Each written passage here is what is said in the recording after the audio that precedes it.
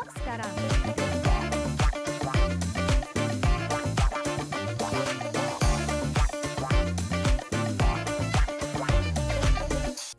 Halo semua, kembali lagi bersama saya Johan di Jurnal Trading ID. Jadi pada kesempatan video kali ini, ya kita akan membahas kembali untuk update dari pergerakan XAUUSD atau gold ini sendiri.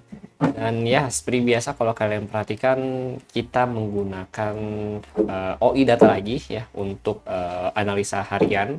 Karena posisi untuk saat ini ya bisa dikatakan goldnya ini lagi dalam fase uptrend dan juga fase ATH yang dimana kita butuh data yang disediakan oleh instansi lain ya, terutama data order transaksi ya, baik itu transaksi buy atau transaksi sell, pokoknya dia transaksi yang memang menumpuk ya di satu level tertentu.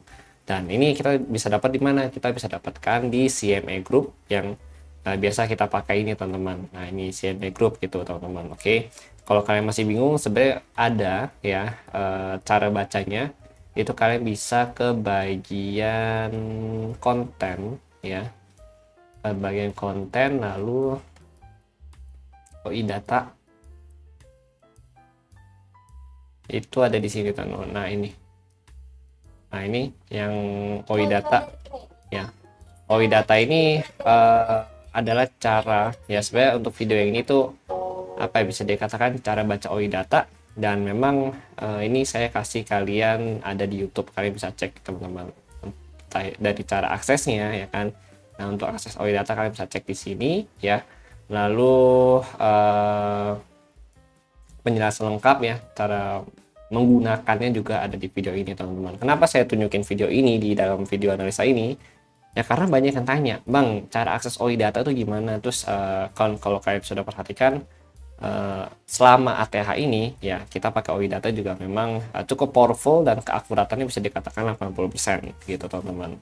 Di saat kita bingung nih gold udah mau naik sampai mana ya gitu ya, terus patokannya apa, nah OI data ini adalah bisa dijadikan sebagai acuan atau patokan kenaikan dari gold saat ini teman-teman gitu. Oke, untuk review OI data juga sudah saya posting di TikTok ya, jadi kalian bisa cek langsung. Nah, kemudian kita lanjut lagi. Ya, ini untuk yang hari ini sebenarnya ada news nih. Ini saya sudah share juga sebenarnya newsnya ke channel Telegram ya, Jurnal Trading ID. Untuk newsnya hari ini kalian bisa cek di sini.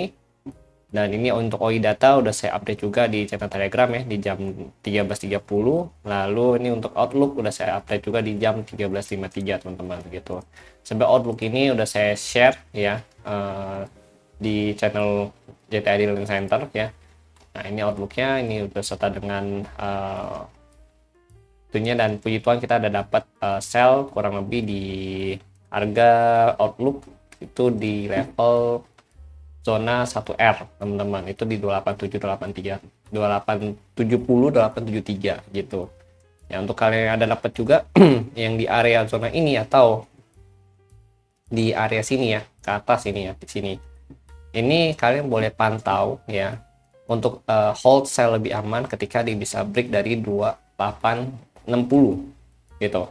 Di bawah 2860 ya, ini berarti dia akan ngejar di zona 2S lagi sini nih ya. Zona 2S itu di 2843 sampai 2839. Lalu the next zone itu ada di 3S ya, itu di 830 826. Kemudian ada di 4S ya, ini 2807 2811 gitu teman-teman.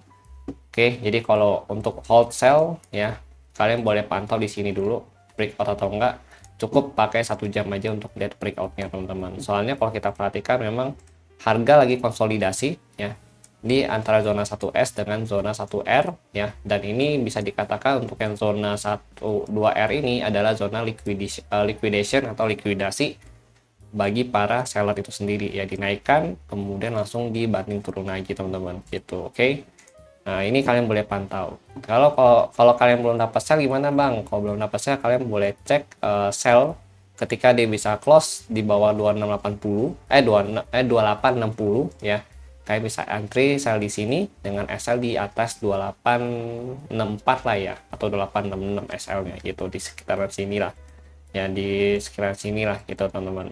ya, supaya nggak kena spike candle-nya dia. Nah, lanjutannya nanti target tetap di zona 2S gitu. Kalau ini kalau dari pandangan saya secara personal ya teman-teman, yang saya bagikan.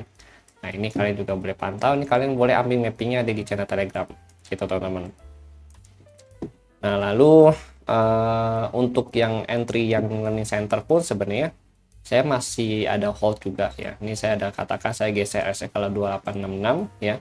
Nah, ini udah dapat sebenarnya kurang lebih 100 pip lebih ya, puji Tuhan untuk hari ini. Kalau kemarin kita nggak ada entry sama sekali gitu. Kemarin tanggal 7 ya, saya nggak buat outlook sama sekali. Nah, ini untuk outlooknya adalah tipe seperti ini teman-teman gitu. Ya, ini ada beberapa action yang bisa kalian ambil lah gitu ya gitu. Cuma memang karena kondisi market juga ya, jadi sebenarnya bisa dikatakan agak susah juga sebenarnya untuk bikin outlook gitu teman-teman. Makanya zona-zona yang di sini pun yang ada di outlook ya, baik yang di learning center ya sama yang di saya di channel utama itu kalian bisa gunakan karena itu sudah di set semaksimal mungkin dan juga seaman mungkin teman-teman gitu. Nah, hari ini kalau kita lihat dari OI data ya, sebenarnya kita mau bahas OI data sih gitu ya. Kalau dilihat dari OI data, nah OI data ini mencerminkan kalau untuk besok 2 DTE ya, 2 DTE besok tuh agak ditarik ke bawah ya, 2845 2830 sampai 2820. Nah, ini kalau untuk yang besok teman-teman. Tapi kalau untuk yang hari ini masih potensi untuk ke 2850 ya sama 2835 sebagai posisi data terendah dia gitu untuk yang hari ini gitu teman-teman. Lalu di atasnya itu masih ada 287 286 28 sorry bentar 2875 ya, 2885 ya sama 2900, tapi ini masih agak kosong gitu ya, sebenarnya saya bilang masih agak kosong. Jadi bisa dikatakan mungkin dia butuh koreksi dulu ya, baru dia bisa lanjut naik ke 2890 sampai 2900-an gitu ya. Tapi let's see nanti bagaimana si market ini bekerja teman-teman. Ini dari OI untuk hari ini masih mix ya, tapi kalau besok masih lebih cenderung biasa bearish teman-teman gitu untuk hari Jumat nanti ya. Hari Jumat kan juga ada NFP ya gitu ya, jadi let's see nanti di mix dengan data di NFP itu bagaimana. Kalau hari ini ada report dari job desk claim ya, ini kalau kita lihat kurang bagus dari 207 ke 214 ya, artinya klaim pengangguran itu meningkat. Tapi kalau kita lihat dari report ADP dan JOLTS ya, kalau JOLTS itu kemarin memang sebenarnya kurang bagus ya. Kemudian kalau untuk ADP, nah ADP-nya cukup bagus gitu. Jadi kalau kita lihat memang naik gitu ya untuk tenaga kerjanya, tapi penyerapannya agak kurang gitu teman-teman gitu ya. Jadi bisa dikatakan tenaga kerja naik, tapi tempat yang menyediakan tempat pekerjaan itu agak menurun gitu teman-teman. Jadi sebenarnya tetap positif untuk NFP-nya ya, tetap positif untuk USD, but let's see nanti hasilnya bagaimana gitu. Oke. Kalau dari TA nggak banyak yang kita bahas ya gitu ya, soalnya dia juga lagi ATH begini. Yang paling kita coba bahas juga tadi dari OI data. Dan kalau kalian perhatikan sebenarnya untuk yang zona 4S ini adalah zona struktur harga, zona struktur harga gitu untuk yang 4S ini gitu teman-teman ya. Kenapa? Karena posisinya ini begini, ini turun naik, turun lagi, naik lagi ya kan. Nah, sampai sekarang ini dia masih belum ada ATH lagi. Jadi bisa dikatakan ini adalah zona support dari struktur harga gitu dari kenaikan ini. Ini kan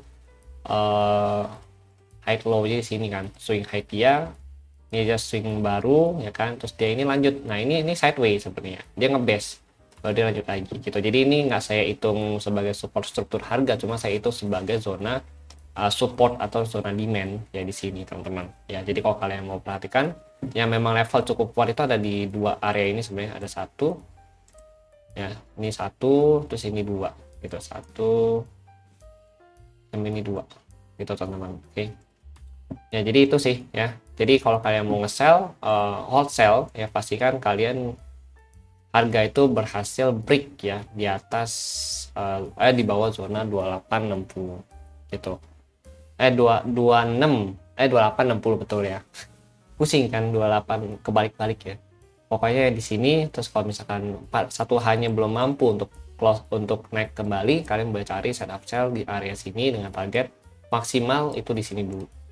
Itu zona 2S. Mungkin kalau kita dapat waterfall ya bisa sampai sini ya, syukur-syukur puji Tuhan bisa sampai sini gitu teman-teman. Oke.